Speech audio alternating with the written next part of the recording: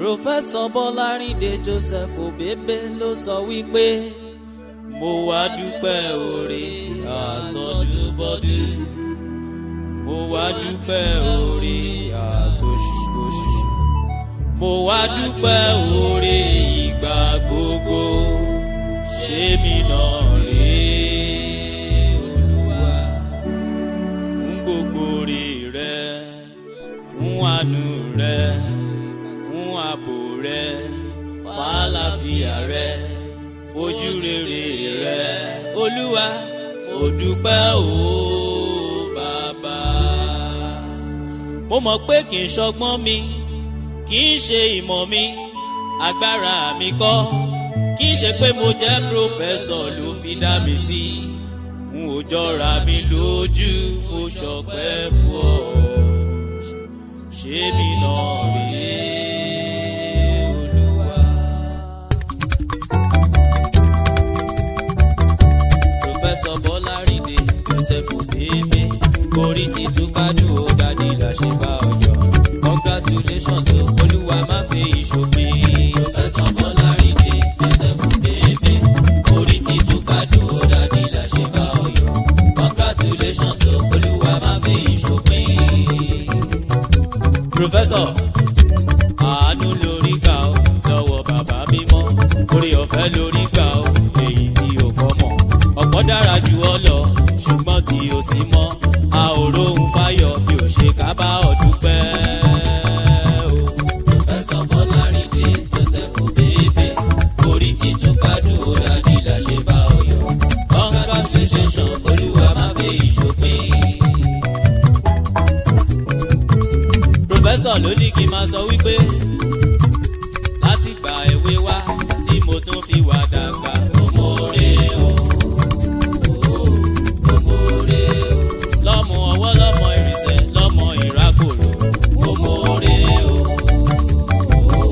mo mọ̀ọ́rẹ́ o, àánú rẹ̀ ló wò mí dàgbà, bàbá mo dúpẹ́ oore, mo mọ̀ọ́rẹ́ o, mo mọ̀ọ́rẹ́ o. Professor Bọ́lárìndé Joseph Obebe, Olúwa ló ṣọjọ́ èyí, àwa yọ̀ a tún dúpẹ́ lọ́wọ́ Olúwa ọba. Bàbá Olúwafẹ́mi James ṣe bẹ́ẹ̀ lé lọ́dún kan sí i. Bàbá Ayéwándé aya Àńjọ́rìn ọmọ Obebe, ronú jinlẹ̀ kó o ṣọpẹ́ oore f'Olúwa ọba. Bẹ́nìyàn bá lóore ọ̀fẹ́ láti dàgbà, àánú ńlá ni, àmì àtìlérí Olódùmarè ní fáwọn tó bá fẹ́. Professor Bọ́lárìndé Joseph Obebe dàgbà, kò dàgbà yẹ̀yẹ́, bàbá àríkàwé òde ní àbùkù, kókókó lára lé. Professor Bọ́lárìndé Joseph Obebe, olórí ẹbí ọ̀gbọ́n ìṣàn nílùú Ọ̀tún Èkìtì, àríkàwé àríkọ́ṣe rere, bẹ́nìyàn bá dára káwí lójú ayé wọn ló tọ́, ká kí wọ́n ká tara wọn fi yìn f'Olódùmarè ọba, òun ló tọ́ tó yẹ. Ìgbà tẹ́dá bá kú kọ́ ló yẹ láti máa mọ rírì wọn. Professor Bọ́lárìndé Joseph Obebe tí mo mọ̀, ó jẹ́ni tó níbẹ̀rù Olúwa, kì í fi iṣẹ́ ìgbàgbọ́ àti ìsìn ṣeré, bàbá kó ni mọ́ra, ó lẹ́mìí àti máa ṣe sílé Olúwa àtàwọn tó bá súnmọ́ ọ, a máa fúnni lọ́rọ̀ ìyànjú tó lè wúlò fún gbésí ayé ẹni. Ọba òkè fún lọ́gbọ́n, ó fún lóye, ó tún fún ní làákàyè. Gbogbo àwọn akẹ́kọ̀ọ́ tó dára bàbá jẹ́nìyàn ò lè gbàgbé iṣẹ́ takuntakun. Gbogbo ohun tó ti dára kò ní bàjẹ́. Elédùmarè ò ní jẹ́ káṣọ ẹ̀yẹ rẹ ó fàya, ẹ ò ní fàlàáfíà pìtàn láyé, ẹ ò sì ní bá wọn dàgbà àyà.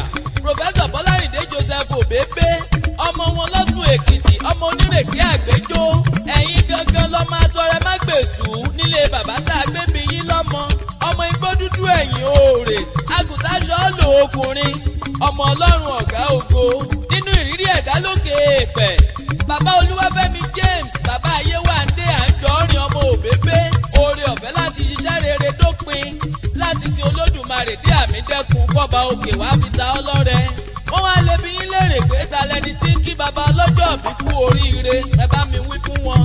Ọ̀gẹ́fìlà Ayọ̀dèjì ńlẹ̀mí jẹ́, ọ̀jọ̀gbọ́n akọrin kéwì pèdè bí ẹni jẹ̀kọ́ yangan, Mr. Ìlérí àṣẹ.